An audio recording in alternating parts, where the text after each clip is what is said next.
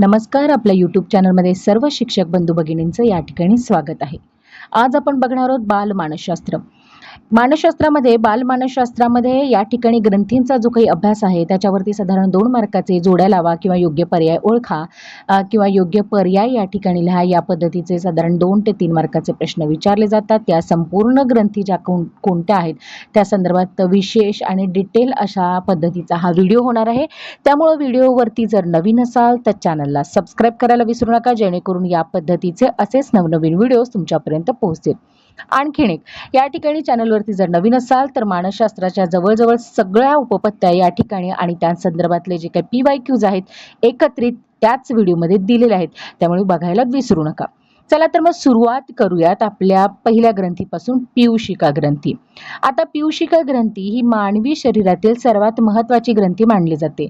मानसशास्त्राच्या दृष्टिकोनातून हिचा अभ्यास करणं हे आवश्यक आहे, कारण मुलांच्या केवळ शरीरावरच नव्हे तर त्यांच्या मनावर आणि स्वभावावरही त्याचा खोल परिणाम होतो.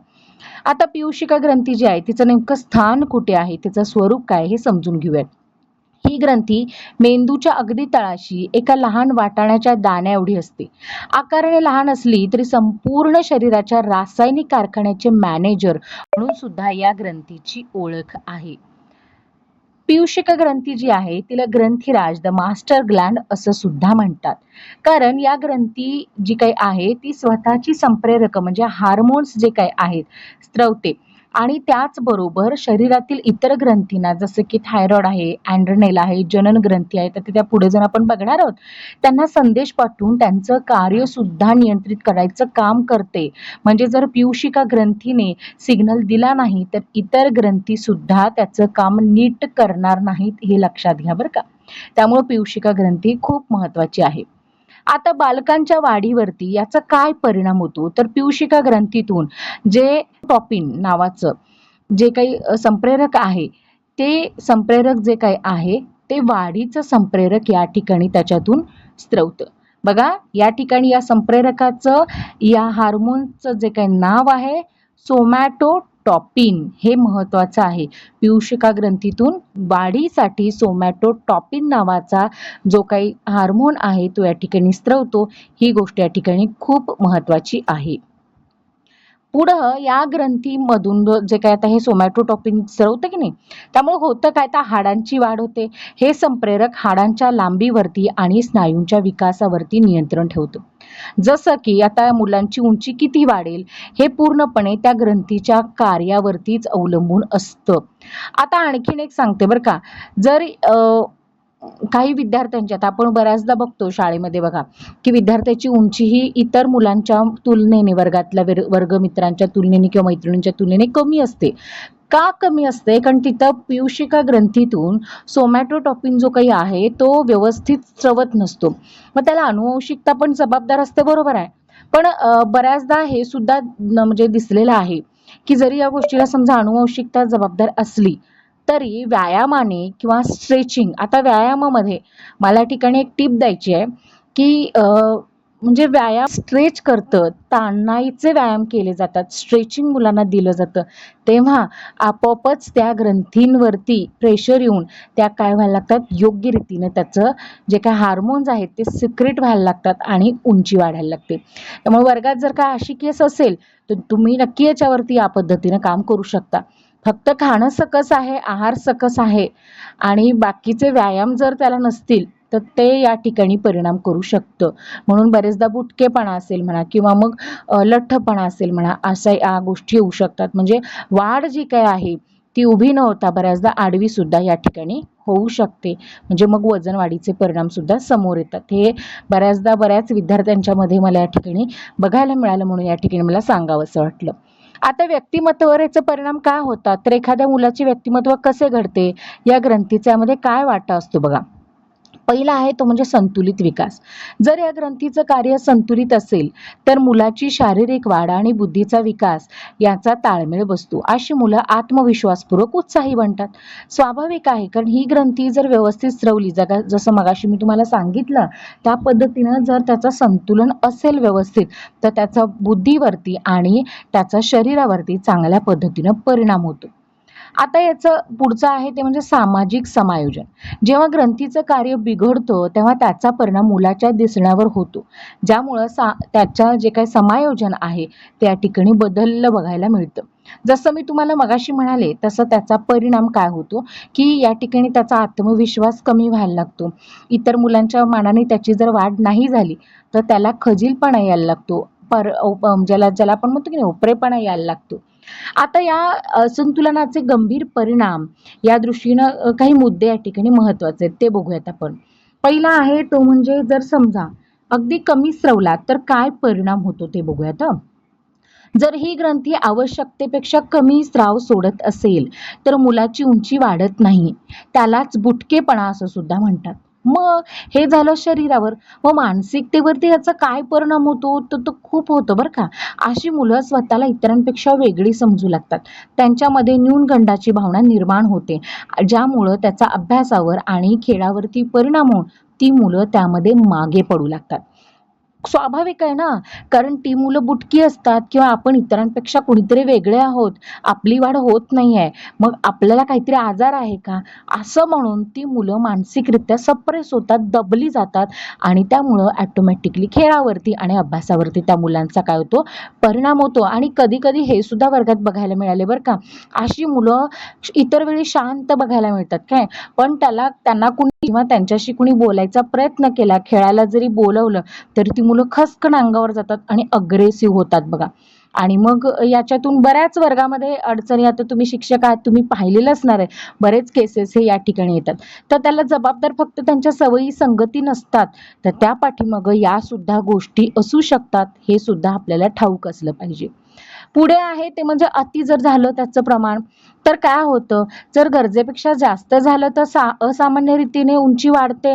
उदाहरणार्थ 7 ते 8 फूट अशा पद्धतीची जी काही उंची आहे ती वाढायला लागते. मग त्याचा मानसिकतेवरती काय परिणाम होतो, आकार मोठा असल्यामुळे ही मुलं समाजामध्ये वावरताना लाजाळू अस्वस्थ बनतात.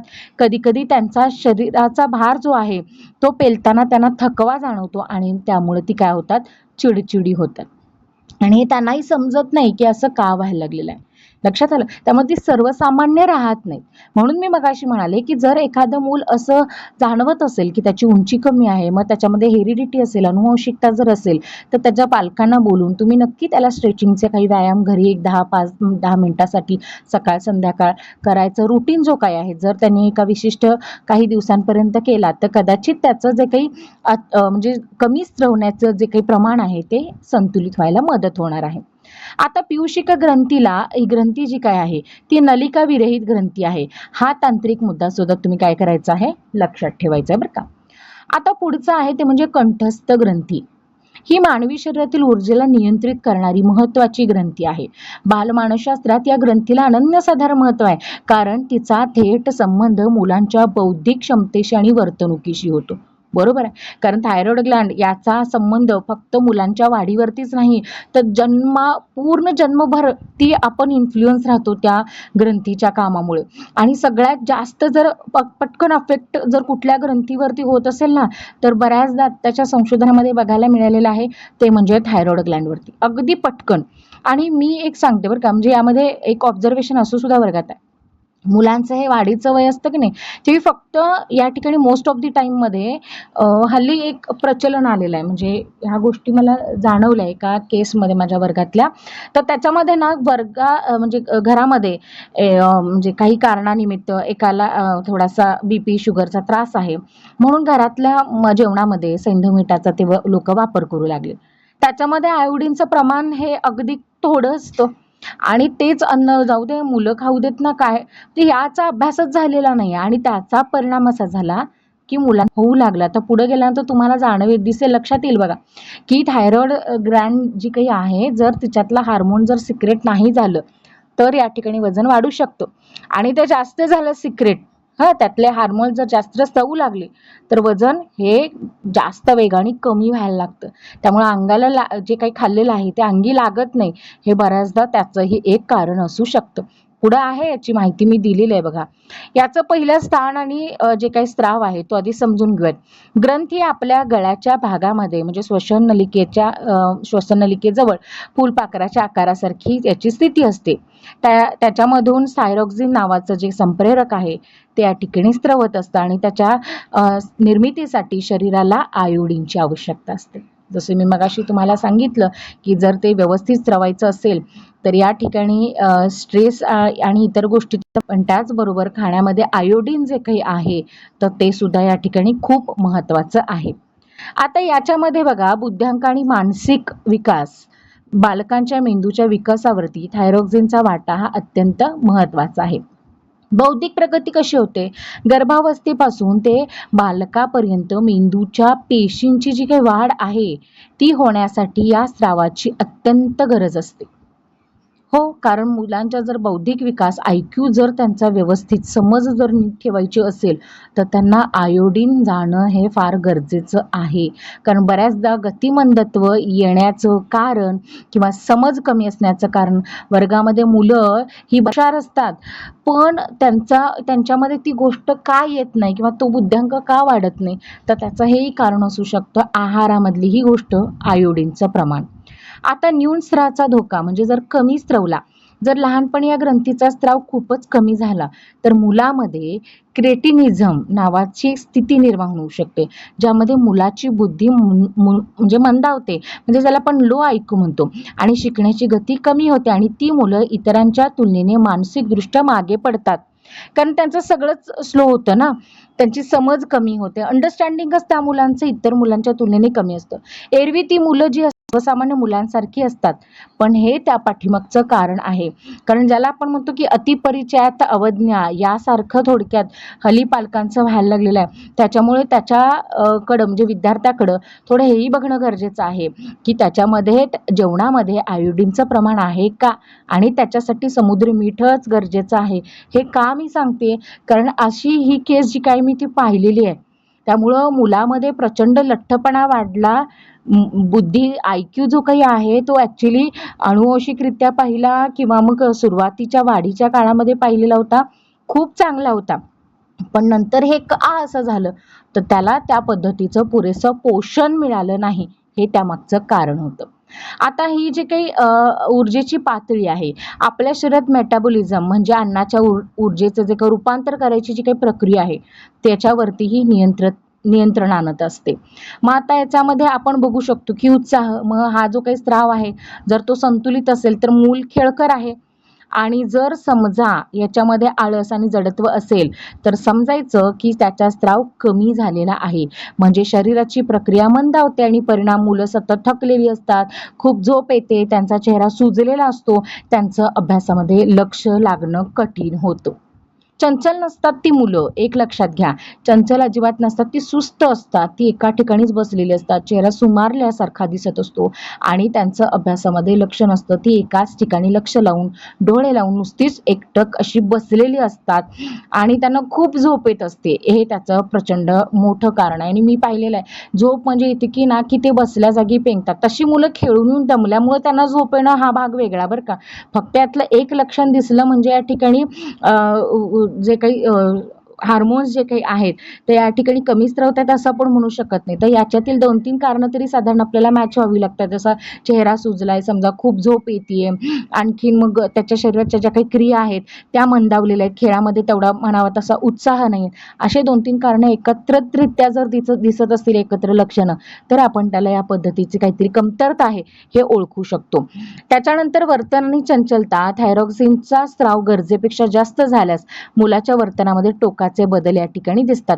जसं की आता समजा स्त्राव वाढला तर ते हायपर ऍक्टिव्ह होतात. अशा मुलांच्या शरीरातील ऊर्जा इतकी वाढते की ते एका जागी शांत बसत नाही, ती सतत काहीतरी हालचाल करतात. जसं की शिक्षक शिकवायला लागले, त्याचं लक्ष आहे पण तरी पण पाय हलवतोय, हाताने लिहिण्याचा प्रयत्न करतोय, मान हलवतोय, किंवा मग तो वर्गामध्ये शांत नाहीच बसणार. तो कोणाची ना कोणाची तरी खोड काढणार. म्हणजे त्याच्यासाठी ती 30-35 मिनिटं एका ठिकाणी बसून शांतपणे तास अटेंड करणं म्हणजे त्याच्यासाठी खूप जिकिरीचं काम होणार आहे, लक्षात ठेवा. आणि मग बऱ्याचदा ह्या केसेस दिसतात की टीचर हा स्वतःही शांत बसत नाही किंवा ही स्वतःही शांत बसत नाही आणि मलाही अभ्यास करू देत नाही. मग हे असं का होतं? कारण ते हायपर ऍक्टिव्ह झालेली असतात त्याच्यामुळं. मग याच्यावरती मला एक सांगायचं, बऱ्याचदा हायपर ऍक्टिव्ह झालेल्या मुलांच्या बाबतीमध्ये पालक काय करतात की त्या मुलांना डॉक्टरांच्याकडे घेऊन जातात आणि मग त्या हायपर ऍक्टिव्ह झालेल्या मुलांच्यावरती चुकीच्या पद्धतीनेही उपचार होऊ शकतात. त्याच्यामुळे हायपर ऍक्टिव्ह आहेत म्हणून त्यांना चुकीचे उपचार देण्यापेक्षा त्यांचा थायरॉइड थोडक्यात चेक करणं हे सुद्धा गरजेचं आहे. आता स्वभावामध्ये काय बदल होतो? जर वाढलं असेल तर ती लवकर चिडतात, त्यांना घाम जास्त येतो, त्यांची धडधड वाढते आणि ती विनाकारण म्हणजे ज्याला आपण अस्वस्थ म्हणतो, अगदी ती पटकन लगेच एक एन्झायटी म्हणतो की नाही, तशी ती मुलं दिसतात. शिक्षक किंवा पालकांना अनेकदा या मुलांचा हा त्यांना खोडकरपणा वाटतो, पण तो प्रत्यक्षामध्ये ग्रंथीच्या अतिस्रावाचा हा काय असतो? परिणाम असतो. म्हणजे ती लवकर चिडतात, त्यांना खेळल्यानंतर जरासं खेळलं की पटकन घाम येते, बसूनच त्यांना धडधड वाढते आणि ती विनाकारणच अस्वस्थ असतात आणि ती त्रासल्यासारखी असतात. हे सुद्धा त्याचं एक कारण आहे. पुढची ग्रंथी आहे ती म्हणजे वृक्कस्थ ग्रंथी. या बालकांच्या भावनिक आणि आयुष्यातील सर्वात महत्वाची ग्रंथी आहे. कारण मानसशास्त्रात या ग्रंथांना आणीबाणीची ग्रंथी किंवा लढा अथवा पळा, फाईट ऑर फ्लाइट ही ग्रंथी असं सुद्धा म्हटलेलं आहे. लक्षात घ्या, काही गोष्टी या ठिकाणी नोंद करून घेत चला, कारण या ठिकाणी प्रत्येक ग्रंथीला एक वेगळं मानसशास्त्रामध्ये काय नाव आहे हे सुद्धा या ठिकाणी सांगितलेलं आहे. वृक्कस्थ ग्रंथींना दुसरं नाव काय आहे? तर आणीबाणीची ग्रंथी. आणीबाणीची ग्रंथी असं दुसऱ्या कोणत्या ग्रंथीला म्हटलं जातं? तर वृक्कस्थ. कळालं? किंवा लढा किंवा पळा या पद्धतीचं. आता हिचं स्थान कुठं आहे? तर 2 मूत्रपिंडांच्या म्हणजे किडनीच्या वरच्या बाजूला टोपीसारखा बसलेल्या असतात या. जरी या ग्रंथी उत्सर्जन संस्थेशी जोडल्या गेल्या असल्या तरी याचं मुख्य रसायन जे काय आहे ते सोडून मेंदूला आणि शरीराला संदेश द्यायचं काम हे दोघं जण या ठिकाणी करत असतात. आता वृक्कस्थ ग्रंथीतून जे काही प्रामुख्याने जे 2 महत्वाचे स्त्राव निघतात ते कुठलं आहे? ते त्यातलं पहिलं आहे ते म्हणजे ॲड्रेनालिन आणि दुसरं आहे ते म्हणजे कार्टिसोल. आता कार्टिसोल बद्दल बऱ्याच जणांनी ऐकलेलं आहे बरं का, कारण हल्ली ना स्ट्रेस हार्मोन्स जे काही आहेत ते त्याच्याबद्दलचा हा जो काही हार्मोन आहे तो इथं बघायला मिळतो. यामध्ये बघा की ॲड्रेनालिन जे काही आहे हे शरीराला तत्काळ कृती करण्यासाठी तयार करतं. तर कार्टिसोल काय करतं? तर स्ट्रेस हार्मोन ज्याला आपण म्हणतो ते दीर्घकालीन तणावाचा सामना करण्यासाठी करतं. माझ्या शिक्षक बंधू भगिनींना या ठिकाणी एक सांगणं आहे बघा, कारण बऱ्याच जणांना जर कमरेखालचे किंवा पोटाचे जर विकार चालू असतील ना, तर त्यांनी थोडंसं स्ट्रेस कमी घ्यायचा आहे, कारण त्याचा थेट परिणाम कार्टिसोलवरती होतो. कारण यामध्ये या ठिकाणी बऱ्याचदा बघितलेलं आहे की अगदी पोटासंदर्भात किंवा कमरेखालीच्या अवयवांमध्ये जर अडचणी असतील, जर तिथं आजार तयार होत असतील आपले, तर त्याला सर्वस्वी जबाबदार स्ट्रेस आहे. असं नाही की माझं डोकं दुखलं, मला डोळ्याला दिसायला अधूपणा आला किंवा मग मला छातीत धडधड चालू झाली, मला बीपी वाढला, माझा शुगर वाढला म्हणजे माझं हे स्ट्रेसमुळे झालं. पण या सगळ्या गोष्टी ज्या आहेत त्याच्यापेक्षा सुद्धा जेव्हा तुमचे कार्टिसोल्स जे काही आहेत त्या भागात सुद्धा जर तुमच्या अडचणी चालू झाल्या असतील तर त्याचं सुद्धा स्ट्रेसमुळे हा परिणाम होऊ शकतो, हे सुद्धा विसरू नका. पुढे आहे वृक्कस्थ ग्रंथींमध्ये. आता याला दुसरं नाव काय? तर आणीबाणी म्हणजे मुलांच्या आयुष्यामध्ये जेव्हा भीती, राग किंवा धोक्याचा प्रसंग येतो तेव्हा या ग्रंथी काय होतात? सक्रिय होतात. आणीबाणीच्या काळी म्हणजे जेव्हा अगदी काहीतरी एक बेताची परिस्थिती, एकदम राग आलेला आहे, एकदम भीती आलेली आहे, धोक्याचा काहीतरी प्रसंग आलेला आहे, ज्याच्या वेळी पटकन क्विकली ॲक्शन काहीतरी घ्यायची असते, अशा वेळी पटकन भावना जी कुठली तयार होते तेव्हा ह्या ग्रंथी काम करतात. याची प्रतिक्रिया काय? जेव्हा एखादे बालक जोरात ओरडते, संकटात पळ काढते किंवा रागाच्या भरात वस्तू फेकून देते, त्याला त्याच्या शरीरामध्ये ॲड्रेनालिनचा जो काही स्त्राव आहे तो मोठ्या प्रमाणावरती स्त्रवत असतो, असा त्याचा या ठिकाणी आपण अर्थ घेऊ शकतो. शरीरामध्ये काय बदल होतो? तर याच्यामुळे हृदयाचे ठोके वाढतात, श्वासोश्वास जलद होतो, स्नायूंना अधिक शक्ती मिळते. स्वाभाविक आहे, कारण याच्यामध्ये कसं होतं की माणूस सावध होतो ना, सावधपणाची भूमिका म्हणजे मसलला सुद्धा या ठिकाणी काय केलं जातं? अलर्ट मोडमध्ये जाते बॉडी पूर्णपणे. आता ताण तणाव आणि वर्तणुकीवर त्याचा परिणाम काय होतो की ज्या मुलांमध्ये ग्रंथीचं कार्य असंतुलित असतं त्यांना या ठिकाणी टोकाचे बदल काय दिसतात तर ती अति आक्रमक हायपर अग्रेशन त्यांचं असतं. कसं काय कारण जो काही स्राव आहे तो प्रमाणाबाहेर वाढल्यास ती मुलं विनाकारण चिडतात, भांडखोर बनतात आणि ते आक्रमक असतात बघा. त्यामुळे टीईटीच्या परीक्षेमध्ये बालकांची आक्रमकता यावरती जर प्रश्न विचारला तर नक्की या वृक्कस्थ ग्रंथीशीच याचा संबंध जोडला जाईल हे ध्यानात घ्या. कारण याच्यामध्ये अँड्रोनेल जे काही आहे ते या ठिकाणी मुख्यत्वे करून प्रमुख भूमिका बजावतं हे लक्षात घ्यायला हरकत नाही. पुढे या ठिकाणी बघू शकता की तीव्र भीती किंवा एकदम एन्झायटी जर त्या ग्रंथींचा स्राव योग्य वेळी जर झाला नाही किंवा तो अनियंत्रित झाला तर मात्र मुलं भित्री बनतात. लहानशा आवाजाने अनोळख्या व्यक्तीला पाहून ती प्रचंड घाबरतात. अशांमध्ये आत्मविश्वासाचा अभाव सुद्धा या ठिकाणी दिसून येतो. लक्षात आलं. आता वृक्कस्थ ग्रंथींना काय म्हटलेलं आहे भावनांचं इंजन म्हटलेलं आहे बघा.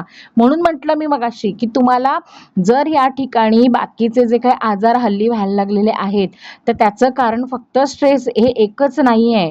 तर या ठिकाणी जो काही तुम्ही आपण ताण घेतो स्ट्रेस घेता त्याचा परिणाम फक्त डोक्याच वरती होतो किंवा मग बीपी शुगरच झाला असं नाही आहे. तर त्यामुळे सबंध शरीराची कार्यप्रणाली आणि सगळ्यात पहिला जर कुठं होत असेल मला जर विचाराल तर स्पष्ट सांगेन की त्याचा पहिला परिणाम हा पोटावरती होतो हे लक्षात घ्या. पुढे आहे स्वादुपिंड पॅनक्रियाज. ही शरीरातील एक अद्वितीय ग्रंथी आहे कारण ती पचन संस्थेचा भाग म्हणून सुद्धा कार्य करते आणि अंतःस्रावी ग्रंथी म्हणून सुद्धा संप्रेरक तयार करते आणि बालकाच्या मानसिक स्वास्थ्यामागे अभ्यासातील एकाग्रता या ग्रंथीचा मोठा वाटा आहे. स्वादुपिंड ठीक आहे. आता याची जी काही दुहेरी भूमिका जसं मी मगाशी म्हणाले तर पोटाच्या भागात आणि जठराच्या मागे अगदी छोटा आपला छोटासा पेढा असतो की नाही लिंबू अगदी छोटा कच्चा तेवढ्या आकाराचा हा आपल्याला बघायला मिळतो. आता पचन कार्य ही ग्रंथी पाचक रस तयार करते ज्यामुळे अन्नाचे पचन होते. आता या संप्रेरकाचं कार्य काय यातलं संप्रेरक कुठलं आहे तर ही ग्रंथी थेट रक्तामध्ये इन्सुलिन किंवा ग्लुकागॉन नावाचे स्त्राव सोडते.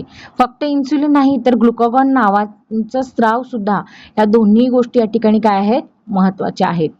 आता ग्लुकोज ज्याला आपण म्हणतो म्हणजे नियंत्रण करायचं काम जे काही आहे आपण जे काय अन्न खातो त्याचं रूपांतर ग्लुकोजमध्ये साखरेमध्ये होतं. ही साखर शरीराच्या पेशींना ऊर्जा देण्यासाठी वापरली जाते पूर्ण शरीराच्या सर्व भागांना. आता इन्सुलिनचं कार्य काय तर इन्सुलिन रक्तातील साखरेचे जे प्रमाण आहे ते संतुलित ठेवतं. जर रक्तात साखर जास्त झाली तर इन्सुलिन ती पेशीमध्ये साठवण्यास मदत करते आणि ती साठवलेली जी ऊर्जा आहे ती जेव्हा कमी पडते तेव्हा ती वापरली जातं म्हणजे बँकेसारखं काम होतं.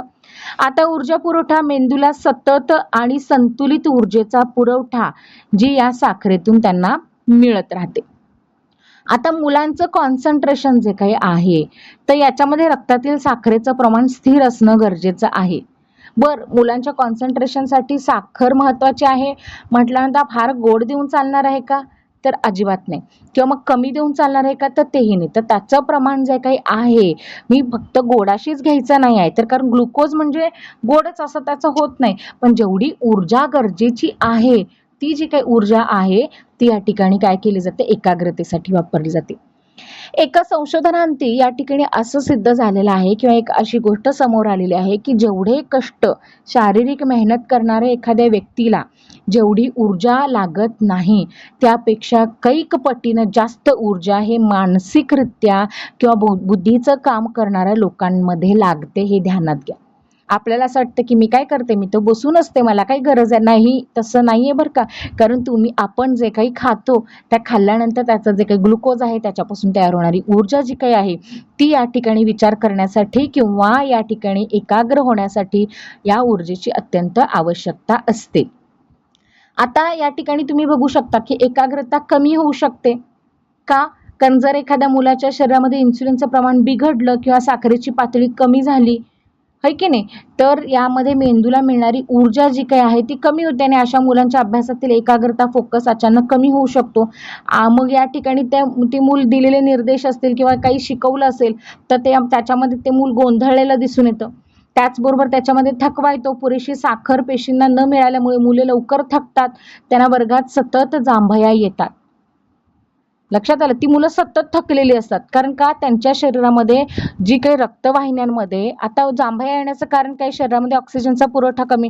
ऑक्सिजनचा पुरवठा का कमी आहे, तो कुठे कमी आहे, तर तो रक्तात कमी आहे. आता रक्तामध्ये का कमी आहे, कारण रक्तामध्ये मुळात ऊर्जाच नाही आहे, कारण ती वाहून नेणाऱ्या ज्या काही गोष्टी आहेत, ती वाहून नेण्यासाठी जे काही ऊर्जा या ठिकाणी म्हणजे साखर जी काही आहे ती प्रॉपर नाही आहे, म्हणजे ती ग्लुकोज, ती एनर्जी त्याच्यामध्ये नाही, त्यामुळे ती सतत जांभया देतील, झोपाळलेली थकलेली असतील, स्वभावामध्ये चिडचिडेपणा, स्वादिपिंडाच्या कार्यामध्ये अडथळा आल्यास मुलांच्या वर्तनामध्ये या ठिकाणी कुठले बदल दिसतात, तर मूड स्विंग्स आहेत. याच्यामध्ये साखरेचं प्रमाण कमी जास्त होण्याचा थेट परिणाम मुलांच्या मनस्थितीवर होतो. साखर कमी झाल्यानंतर मुलं अचानक चिडचिड होतात, हट्टी रडकी बनतात आणि अस्वस्थता असते. भूक लागलेली असताना सुद्धा शरीराची ऊर्जा कमी असताना मुलांची शिकण्याची इच्छा मरते आणि ते वर्गामध्ये अस्वस्थ होतात. म्हणून तर या ठिकाणी शासनानं हा एक खूप उत्तम पर्याय काढलेला की आधी पोटोबा आणि मग अभ्यासोबा. कारण का, जोपर्यंत मूल पोटभर जेवत नाही तोपर्यंत त्याचं अभ्यासात लक्ष लागत नाही. हीच या मध्यान्ह जी काही भोजनाची जी काही मेन हेतू आहे, मेन उद्देश जो काही आहे तो हाच आहे. कारण फक्त शाळा काढल्या आणि दिला सोडून असं नाहीये, तर शाळा काढलेल्या आहेत, तर जो विद्यार्थी त्या शाळेमध्ये शिकण्यासाठी येतोय, त्या शिकलेल्याच्या गोष्टींचं जे काही ग्रहण आहे ते व्यवस्थित होण्यासाठी आधी त्याच्याकडे ती ऊर्जा असणं गरजेचं आहे आणि त्यातूनच ही संकल्पना पुढे पूर्णत्वास आलेली आपल्याला बघायला मिळते. मग आता याच्यामध्ये किशोरवयीन मुलांच्या मानसशास्त्रावरती परिणाम हा जो काही टीटी परीक्षेतील बाल विकास म्हणजे ज्याला आपण चाइल्ड डेव्हलपमेंट म्हणतो, या विभागातील अत्यंत संवेदनशील आणि महत्वाचा असा एक विषय आहे, ज्यामध्ये या काळात होणारे बदल हे केवळ शारीरिक नसून पूर्णपणे मुलांच्या वर्तणुकीवरती नियंत्रण मिळवतात. ही कुठली आहे, ती म्हणजे जनन ग्रंथी. लक्षात आलं. आता याच्यामध्ये तुम्ही बघू शकता की मुलांच्या किंवा मुलींच्या शारीरिक वाढी संदर्भात ही जनन ग्रंथी त्यांना एक स्वतःचं अस्तित्व, एक ओळख निर्माण करून देण्याचं काम ही जी काही जनन ग्रंथी ती करते.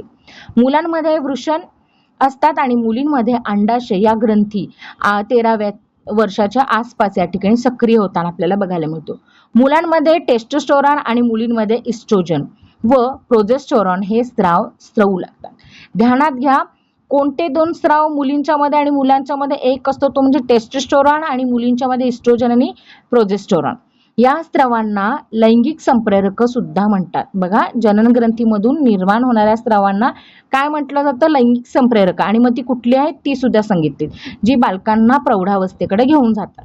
मग किशोरवयीन मानसशास्त्र जे काही आहे त्याच्यामध्ये तुम्ही बघू शकता की या ग्रंथी सक्रिय झाल्यानंतर मुलांच्या मनामध्ये विचारांचे, भावनांचे काहूर माजतं आणि मग या ठिकाणी तुम्ही बघू शकता की मूड स्विंग्स असतील, म्हणजे संप्रेरकाच्या पातळीमध्ये सतत चढ उतार झाल्यामुळं मुलांच्या भावना जे काही स्थिर राहत नाही त्या अस्थिर बनतात. ती क्षणात आनंदी होतात तर क्षणात ती विनाकारण उदास, चिडचिडी, आणि ती का होतात तेही त्यांना माहीत नसतं. असं बऱ्याचदा होतं. बऱ्याचदा तर हे बऱ्याचदा बघायला मिळतं बंडखोर वृत्ती. म्हणजे या काळामध्ये मुलांच्यात एक स्वावलंबनाची भावना जागी होते आणि त्यांना इतरांनी, म्हणजे विशेषतः पालक असतील किंवा शिक्षक किंवा त्यांच्यापेक्षा मोठे कुणी त्यांचे बहीण भावंड असतील, त्यांनी काही गोष्टी सांगितल्या की त्यांना आवडत नाही. त्यांना असं वाटतं की ते ऑर्डर देतात त्याने आपण का करायचं. थोडक्यात तो छोटासा इगो त्यांचा या ठिकाणी तयार होत असतो आणि स्वतःचे जे काही स्वतंत्र अस्तित्व आहे त्या निर्माण करायच्या नादात त्यांच्या नियमांचं उल्लंघन ती करू लागतात. त्यांना असं वाटतं की मला सगळं कळतंय, मग हे मला गृहीत का धरतात, मला हे लहान समजतात. मग लहान समजतात तर येणार जाणारं प्रत्येक जण मला या ठिकाणी काय करतोय, ऑर्डर देऊन जातोय. ही एक भावना त्यांच्यामध्ये तयार होते आणि त्यातून ती काय करायला लागतात, त्यातून बंडखोरी करायला लागतात, उलट वाद घालायला लागतात. मग हे काही फार काळ नसतं, हे तात्पुरतं असतं. अशा वेळेला ती बऱ्याचदा काय बोलून जातात हे कळत नाही. अशा वेळी न हसणं किंवा न रागवणं, काहीच प्रतिक्रिया न देऊन गप्प राहणं हे सुद्धा काही काही वेळेला खूप इफेक्टिव्ह काम करतं. पण हे वाढू नये याची काळजी मात्र आपण घेत राहायचं, निरीक्षण करत राहायचं, पण ते त्यांना त्या फेजमधून जाऊ दिलं पाहिजे. त्याला सप्रेस करू नका, हे ध्यानात घ्या. आता ओळख निर्माण करायची जी काही धडपड आहे ती म्हणजे मी कोण आहे, समाजात माझं स्थान काय, या प्रश्नाची उत्तराने मुलं काय झाले असतात, त्रस्त झालेले असतात. आणि यालाच एका मानसशास्त्रज्ञाने म्हणजे एरिक्सन यांनी म्हटलेलं आहे की आयडेंटिटी वर्सेस रोल कन्फ्युजन, असं त्यांना म्हटलेलं आहे. म्हणजे माझं अस्तित्व काय आणि मी कोण आहे. म्हणजे ऍक्च्युली माझा रोल काय आहे. बऱ्याचदा मुलांना जरा विचारा बघा, ते सांगतात. साधारण हे कधी घडतं की एक 15-16 वर्षाचे असतात तेव्हा यांचं म्हणजे 8वी-9वी गेल्यानंतर ना, एक तर ती 10वीच्या दिशेने जात असतात. नुकतीच थोड्याफार त्यांच्या शरीरामध्ये प्रचंड पद्धतीने बदल व्हायला चालू झालेले असतात आणि मग त्यांना काय झालेलं असतं की घरामध्ये कोणीच जमेत धरत नाही. समजा मोठे काहीतरी चर्चा करायला लागली की ना, की ते येऊन बरोबर बसतात बघा तिथं आणि ते ऐकायला लागले. त्याच्यामध्ये त्यांचं डोकं काहीतरी चालतं आणि ते काहीतरी सल्ला द्यायला बघतात. ते घरचे म्हणतात की तुला काय डोकं नाही, तू मध्ये मोठ्यांच्या मध्ये बोलू नकोस. समजा ते लहान मुलांच्यात खेळायला गेले, तिथं काही वाद झाला, त्यांच्यात काही भांडणं झाली आणि ते लहान त्याच्यातलं लहान जे काही असतं ते रडू लागलं, तर आपण याला ओरडतो, म्हणजे तू एवढा घोडा झालास किंवा तू एवढी घोडी झालीस, मोठा झालास, मोठी झालीस आणि मग तुला सांभाळून घेता येत नाही. मग अशा वेळी त्यांना एकच पहिला प्रश्न पडलेला असतो की अरे आम्ही लहान आहोत की मोठे आहोत ते आम्हाला आधी क्लिअर करा. कारण आमची जागा काय आहे, कारण इकडे आम्ही काहीतरी मोठ्यांसारखं बोलायला गेलो तर तेही बोलू देत नाही, तुम्ही ऐकून घेऊ शकत नाही. इकडे लहानांसारखे निष्पाप वागायला गेलो तर तेही सहन होत नाही. मग अशा वेळेला थोडंसं त्यांना या ठिकाणी काउन्सिलिंग म्हणजे नाही असं, पण त्यांना या गोष्टींकडे एक थोडे दिवस दुर्लक्ष करायला सांगून या ठिकाणी तुम्ही काय करू शकता, त्यांचं छान पद्धतीने समुपदेशन करू शकता. त्यांच्या मतांचा आदर करणं हे सुद्धा गरजेचं आहे बरं का. जर त्यांना काही गोष्टी एवढ्या वर्षामध्ये शाळेमध्ये मित्रमैत्रिणींच्यात वावरून गावामध्ये इकडे तिकडे बघून जर त्यांना एखादी गोष्ट सुचवावीशी वाटत असेल, त्या ठिकाणी काही पालक पण आहेत, शिक्षक पण आहेत, तर मी तर म्हणेन की त्यांचं ऐका हो, त्यांना ते आदर द्या.